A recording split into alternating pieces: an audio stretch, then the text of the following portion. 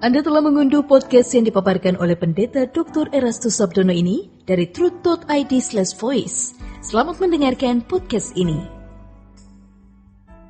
Shalom saudaraku, kebenaran hari ini adalah seirama dengan roh.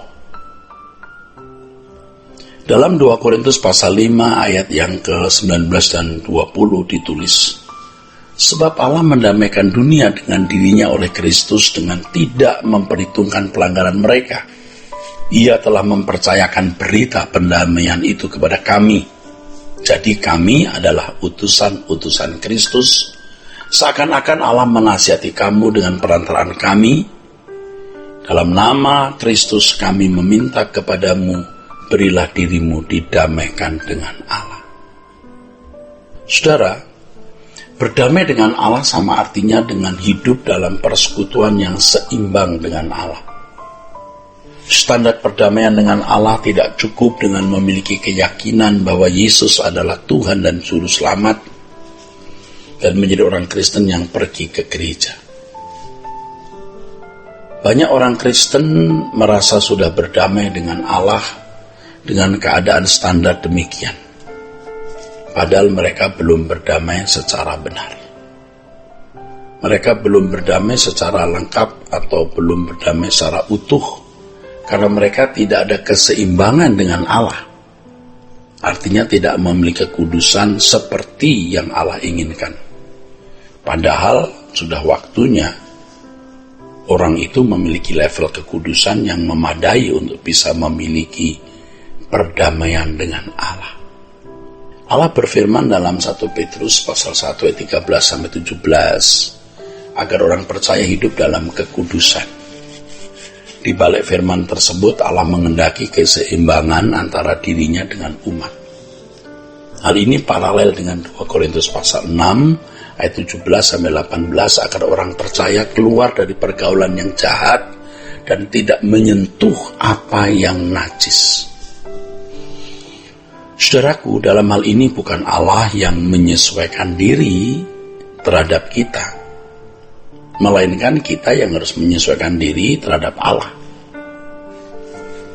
Itulah sebabnya dalam Galatia 5 ayat 25 dikatakan bahwa kalau kita telah hidup oleh roh, hendaknya kita dipimpin oleh roh. Dalam teks aslinya tertulis eizomen pneumati kai stoi komen. Dalam teks King James Version diterjemahkan, if we live in the Spirit, let us also walk in the Spirit. Dalam teks bahasa Latin, dalam teks Vulgata ditulis, si vivimus spiritu et ambulemus. Stoikomen berarti berjalan seirama. Kita harus menyesuaikan diri dengan Allah, bukan sebaliknya. Bukan Allah yang menyesuaikan diri terhadap kita, kita yang harus menyesuaikan diri terhadap Allah. Orang yang tidak berjalan seirama dengan Roh Kudus pasti hidup dalam daging. Ya, orang yang hidup menurut daging berarti tidak hidup dalam pimpinan Roh Kudus. Dengan demikian ia tidak dapat disebut sebagai anak-anak Allah. Cara berpikir manusia yang tidak dipimpin oleh roh ini tidak bisa sinkron dengan cara berpikir Allah. Saudaraku, dalam hal ini manusia tidak bisa mencapai kesucian Allah. Ya, tidak bisa mencapai kesucian Allah. Artinya tidak mampu bertindak selalu sesuai dengan pikiran perasaan Allah kalau masih mau hidup dalam daging. Jadi bisa dipahami jika seseorang ada dalam keinginan daging, maka segala sesuatu yang dilakukan bertentangan dengan pikiran dan perasaan Roh Kudus. Bahkan perbuatan baiknya pun dengan motif-motif yang tidak murni, bukan karena mengalir dari hati Allah, dari hatinya sendiri yang sering penuh dengan motivasi dan niat-niat yang tidak kudus, saudaraku. Nah, ini faktanya, walaupun tindakan atau perilakunya baik dan tidak melanggar norma umum di mata manusia, tetapi tidak mencapai standar kesucian Allah. Ya tentu Allah tidak berkenan kepada orang yang hidup menurut daging tersebut, saudaraku. Orang yang hidup dalam daging atau menurut daging adalah orang yang tidak hidup sesuai dengan kehendak Allah. Di zaman Perjanjian Baru, perkenanan Allah diukur dengan hidup atau berperilaku sesuai dengan pikiran perasaan Allah. Artinya harus sesuai dengan pikiran perasaan Allah dalam segala hal. Ya, itulah sebabnya kita harus memiliki pikiran dan perasaan Kristus. Memiliki pikiran dan perasaan Kristus sama artinya memiliki roh Kristus. Hal ini sama dengan hidup menurut roh. Inilah yang diusahakan Paulus bahwa dengan sungguh-sungguh, ya, dengan sungguh-sungguh Paulus menaklukkan akal budinya kepada hukum Allah. Sekalipun ia masih mengenakan tubuh yang terikat dengan kodrat dosa, Roma 7:25. Ia masih mengenakan kodrat dosa, ia sadar itu, tetapi dia menaklukkan pikirannya kepada hukum Allah dan dia berjuang untuk bisa memperagakan kebenaran itu dalam hidupnya. Hukum Allah merupakan kebalikan dari hukum dosa. Hukum dosa itu kemelesetan, selalu tidak tepat.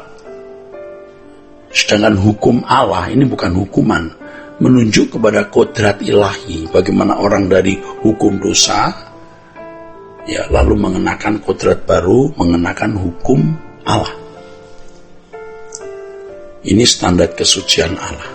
Jadi kalau dikatakan hidup menurut roh, maksudnya bukan hidup menurut Roh Kudus, melainkan hidup menurut hasrat atau gairah yang telah terbangun dari hasil perjuangan hidup dalam pimpinan Roh Kudus. Hasrat atau gairah yang terbangun menjadi milik atau bagian yang tidak pernah lepas dari hidup seseorang. Jadi oleh hasil pimpinan Roh Kudus, seseorang memiliki roh atau gairah itu.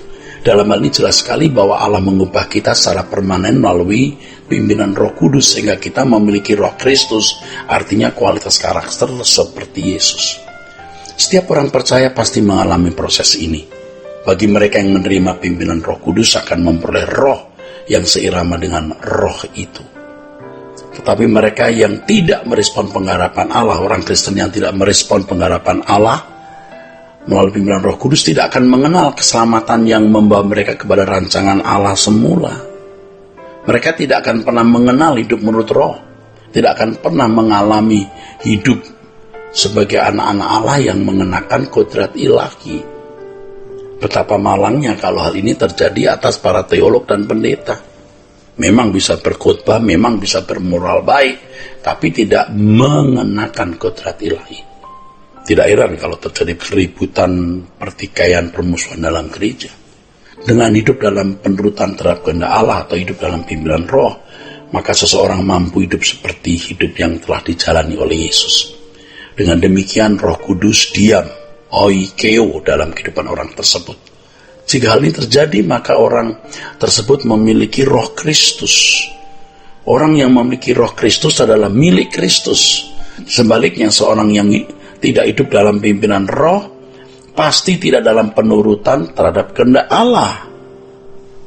Dia tidak memiliki Roh Kristus, tidak memiliki kehidupan yang berkualitas seperti Yesus. Dia tidak akan bisa mengikuti Yesus. Dia hanya bisa beragama Kristen tetapi tidak ikut Yesus. Mereka juga pasti tidak memiliki hasrat atau gairah Kristus. Orang-orang seperti ini tidak mungkin dapat hidup dalam perdamaian yang benar dengan Allah. Ya, saudaraku, kiranya kebenaran hari ini memberkati saudara-saudara sekalian. Sola Gracia. Untuk berlangganan renungan harian dalam bentuk cetak, silakan hubungi Truth Literatur di nomor telepon 0878 7870 7000. Untuk mendapatkan CD khotbah, MP3 renungan Truth, dan CD album lagu produksi Sola Gracia, Anda dapat menghubungi di hari dan jam kerja di nomor telepon 021 638 60953. Tuhan Yesus memberkati. Sola Gracia.